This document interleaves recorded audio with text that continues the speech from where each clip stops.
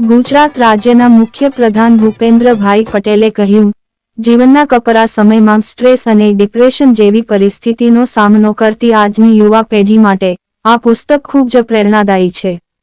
ગાંધીનગરની માતૃશ્રી જ્યોતિબા મહિલા કોલેજ ખાતે ગુજરાત રાજ્યના સામાજિક ન્યાય અને અધિકારિતા મંત્રી ભીખુસિંહ પરમારના જીવન સફર પર આધારિત એક કોફી ટેબલ બુક આજીવન યોદ્ધા નામનું મુખ્ય પ્રધાન ભૂપેન્દ્રભાઈ પટેલના અધ્યક્ષસ્થાને પુસ્તક વિમોચન સમારોહ યોજાયો હતો. આ સમારોહમાં પોતાની સંઘર્ષ યાત્રાને વર્ણવતી કોફી ટેબલ બુકના વિમોચન પ્રસંગે રાજ્યમંત્રી ભીખુસિંહ પરમારે મુખ્યમંત્રી સહિત તેમની આ જીવનસફર પુસ્તક વિમોચન સમારોહમાં સહભાગી થનાર તમામનો આભાર વ્યક્ત કર્યો હતો.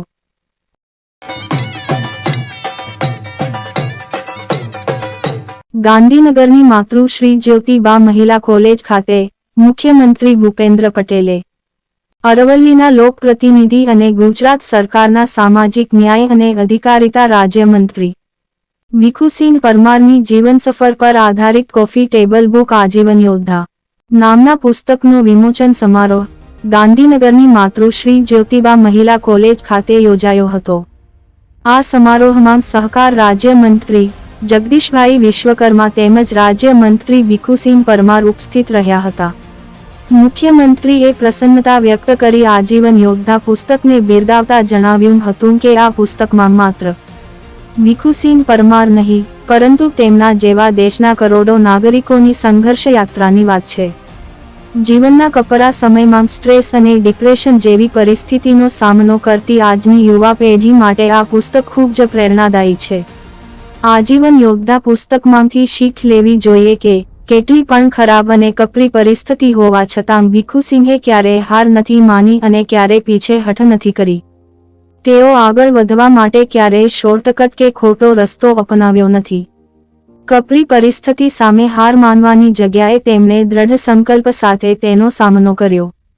પરિણામે આજે તેઓ ગરીબ અને જરૂરિયાતમંદ નાગરિકો માટે રાજ્ય સરકારના સામાજિક ન્યાય અને અધિકારિતા તેમજ અન્ન અને નાગરિક પુરવઠા જેવા બે મહત્વપૂર્ણ વિભાગનું નેતૃત્વ કરીને રાજ્યના અનેક જરૂરિયાતમંદ નાગરિકો સુધી જીવન જરૂરી પ્રાથમિક સુવિધાઓ પૂરી પાડી રહ્યા છે.